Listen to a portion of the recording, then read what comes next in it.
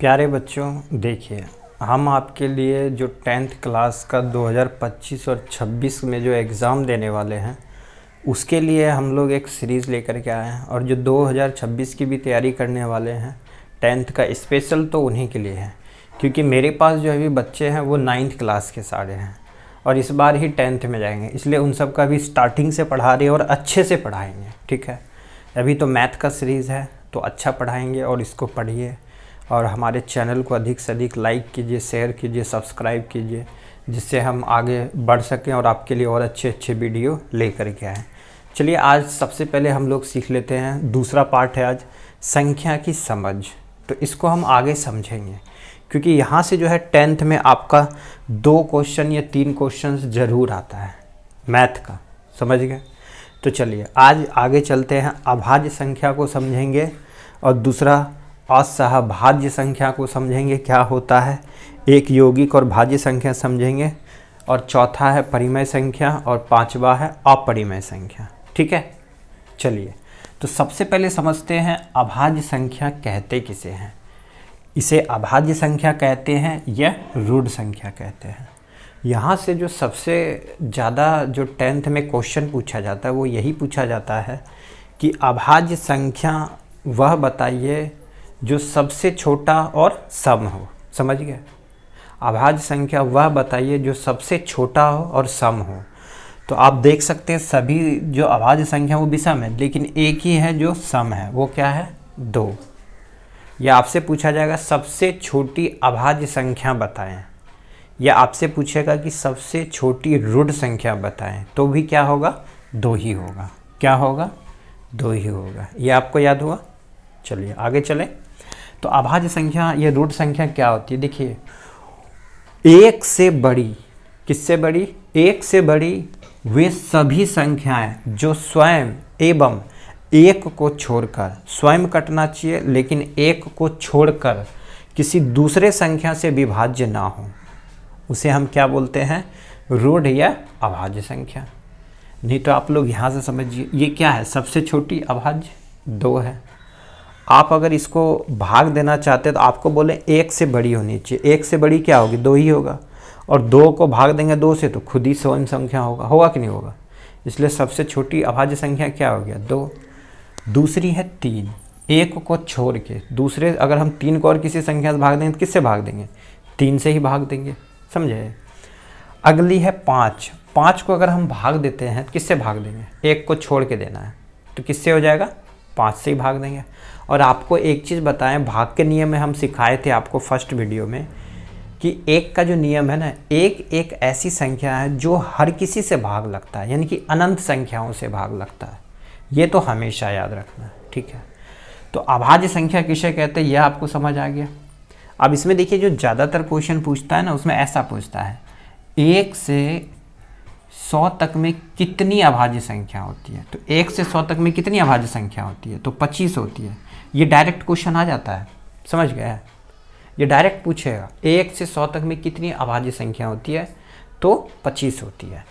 यह ऐसे पूछ लेगा 1 से बताइए 50 तक में कितनी अभाज्य संख्या है, तो इसमें कितनी होती है 15 होती है। इससे नीचे पूछेगा, ये पूछ लेगा लगातार 5 अभाज्य संख्याओं का योग बताओ। क्या पूछ लेगा, लगातार 5 अभाज्य संख्याओं का योग बताएं। तो तब क्या हो जाएगा, लगातार पूछा है तो 1 2 3 4 5 यहाँ तक को हम जोड़ लेंगे, समझ गए। या आपसे ये पूछ लेता है लगातार 5 अभाज्य संख्याओं का औसत बताएं। तो औसत बराबर क्या होता है, सभी संख्याओं का जोड़ बटे संख्या। तो इन पाँचों को जोड़ के जितना योग आएगा उसमें 5 से भाग दे देंगे, समझ गए। और इसी तरह का टाइप का क्वेश्चन आता है 10th क्लास में, ठीक है। जो भी बिहार बोर्ड की तैयारी करने वाले हैं वो लोग आसान से भाषा से समझिए और आसान तरीके से सॉल्व कीजिए। इसी तरीके का क्वेश्चन आता है। यह ऐसा पूछ लेगा कि इसमें से कौन सी अभाज्य संख्या नहीं है, तो ऐसा भी दे देगा। अब देखिए कैसे देगा ये क्वेश्चन, आप समझिएगा। तो देखिए अभाज्य संख्या को हम याद करने की कोशिश करते हैं और 100 तक तो याद कर ही लेना है सबको, समझ गए।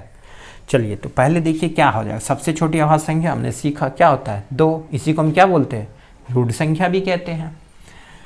तो सबसे छोटी 2 है, फिर क्या है 3 है, फिर क्या है 5 है, फिर क्या है 7 है, फिर क्या है 9 हो सकता है क्या? नहीं होता है, क्योंकि 9 किससे कट जाएगा? 3 से कट जाएगा ना, तो 9 नहीं होता है। फिर क्या होगा? 11 होगा, फिर क्या होगा? 13 होगा, फिर क्या होगा?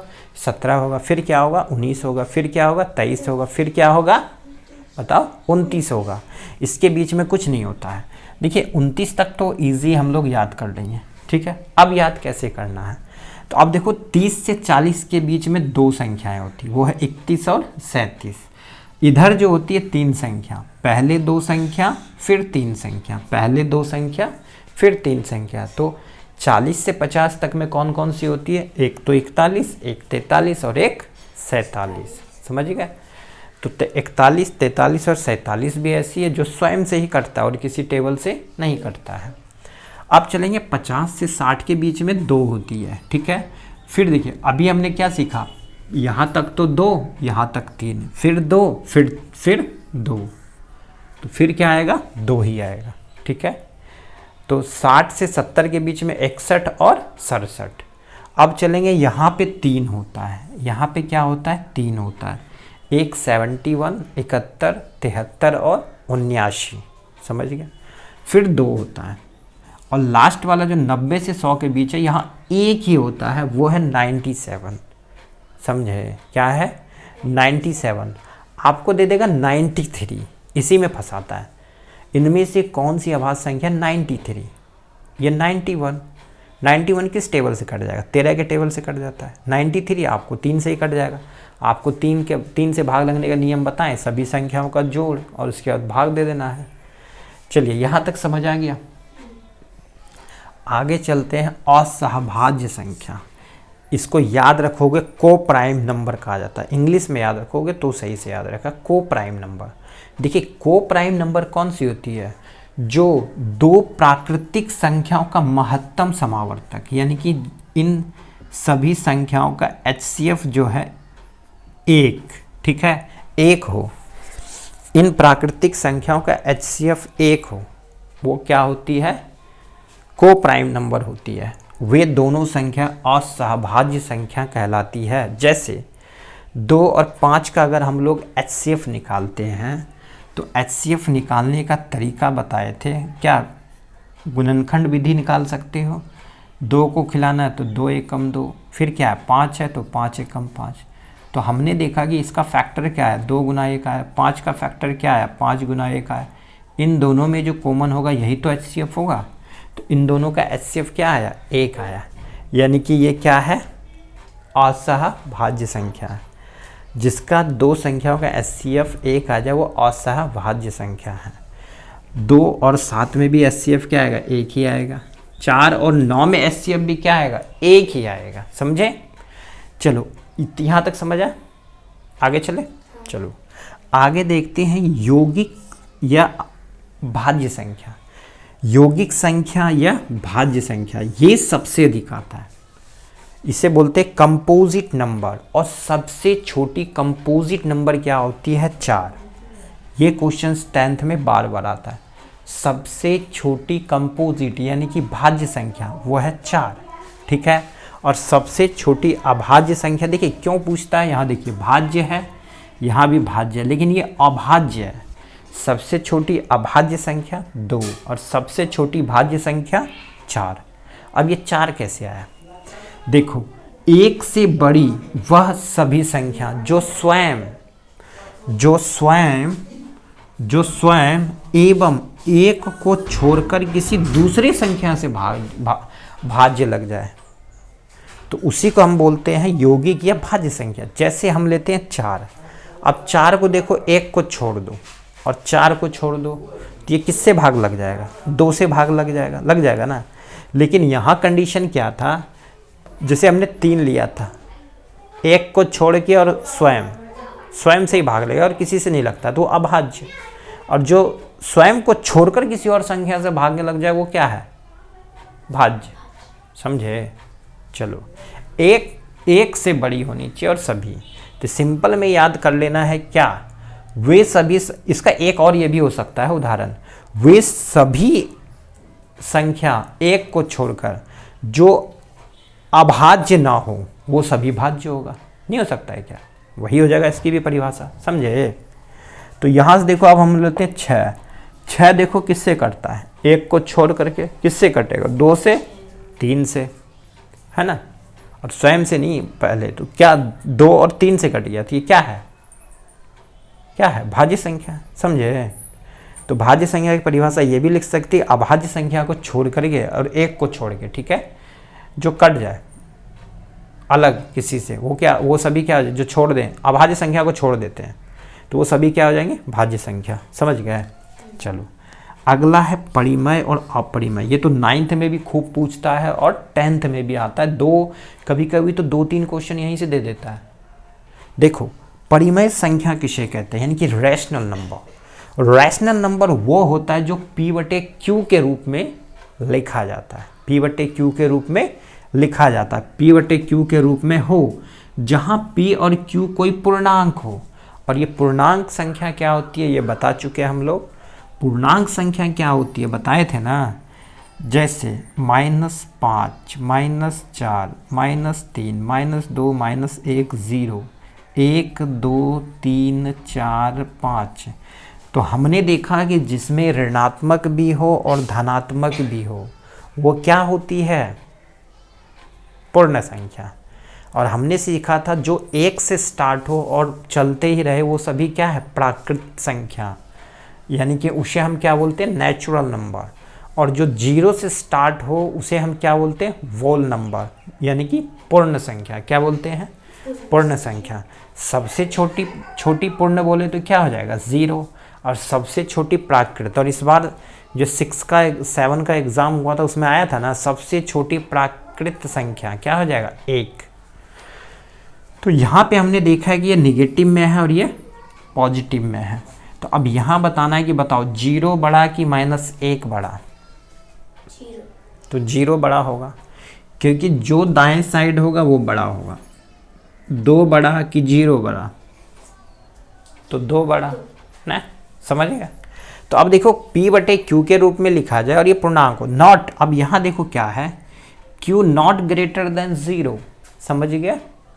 अब यहाँ पे परिमेय संख्या कहलाती है, जैसे 2/3, 2/3 क्या है? परिमेय संख्या। हम P/Q के रूप में सीखते हैं।